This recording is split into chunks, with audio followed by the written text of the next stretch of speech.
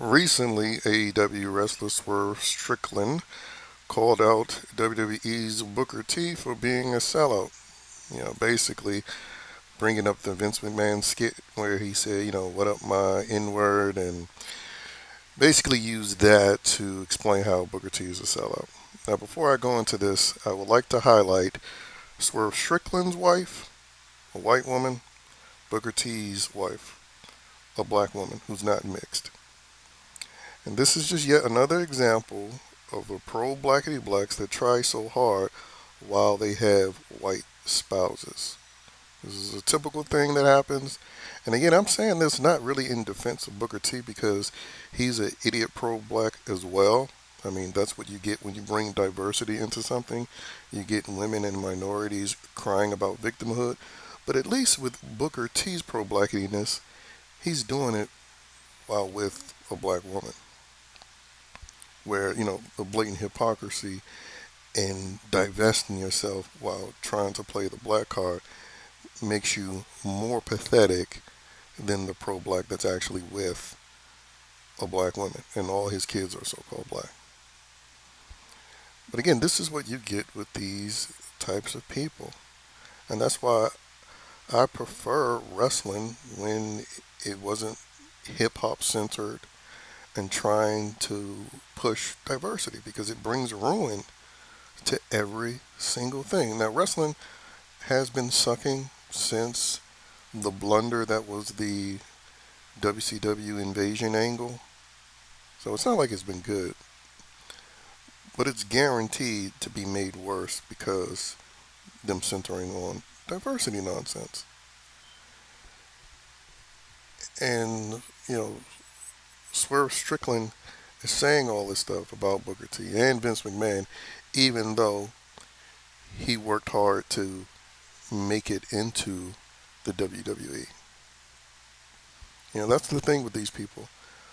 Like, all these people love to retrospectively highlight the issues that they had with Vince McMahon, even though the Ring Boy scandal, which was a far more uh, damning scandal because it involved underage boys being sexually molested. But even after that situation, which again, it wasn't an underground news thing, it made mainstream news. It was on Phil Donahue. They talked about it. But the fact is, people don't care about it because it involves boys being victims of sex crimes. And many of the culprits were homosexual, which we know the mainstream media refuses to criminalize. But again, that was in the early 90s.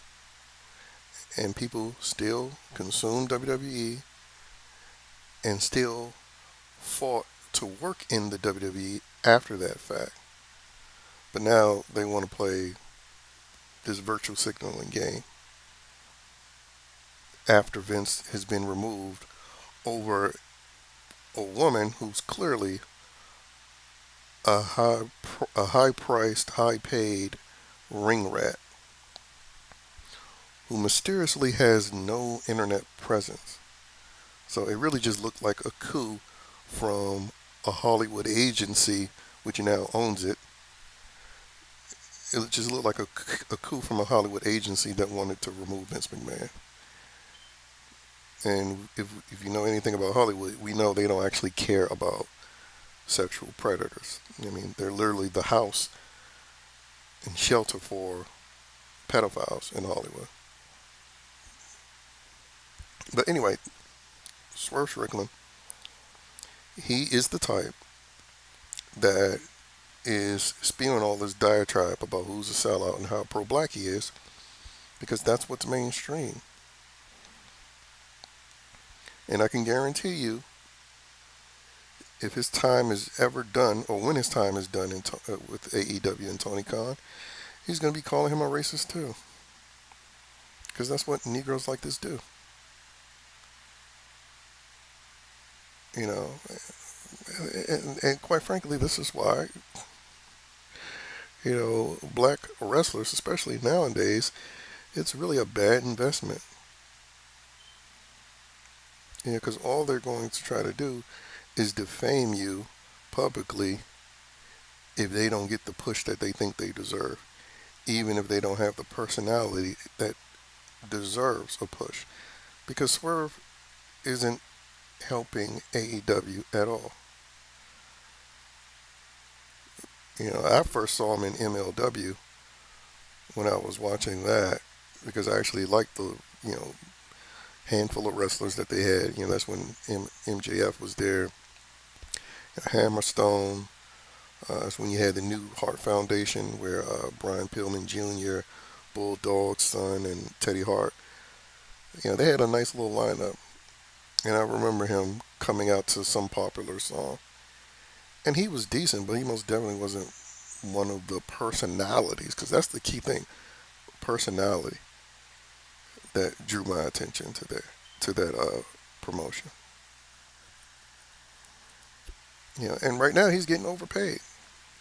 And a lot of the spotlight and payment that he's getting is based on the fact that he's so-called black. Just like with Booker T.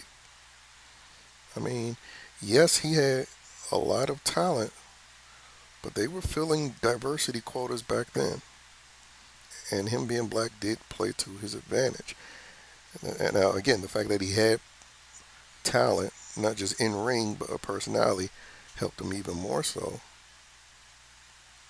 But the reality is, he benefited because he was black. They just did diversity quotas with more subtlety back then than they do now.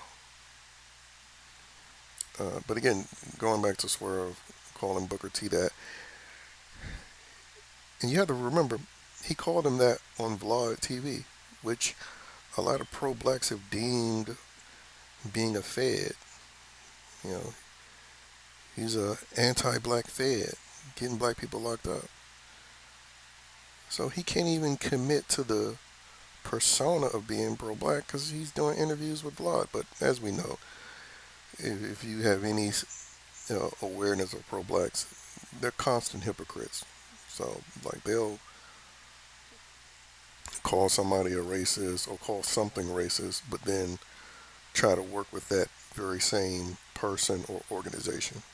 I mean, just look at the whole NFL thing. They were all supposed to be kneeling for Kaepernick, but then they brag about Kendrick Lamar performing at the Super Bowl. So, like, you can't ever expect any reasonable, sensible consistency when it comes from these people. Which is why they deserve to be mocked and called out, and quite frankly, not dealt with at all. Because me personally, if I had a promotion and any bit of research revealed that, this Negro talent ever played the race card, I wouldn't sign him at all. But anyway, I just want to bring it back to the fact that it's just always comical how it's either a mixed black, a very light-skinned black, or a black with someone white in their relationship that always seems to try the hardest to prove how black they are. And it's like, if Booker T is a sellout, then Swerve Strickland is Mr. Sellout Plus. Because, again, he ain't with a queen, he's with a straight-haired white woman.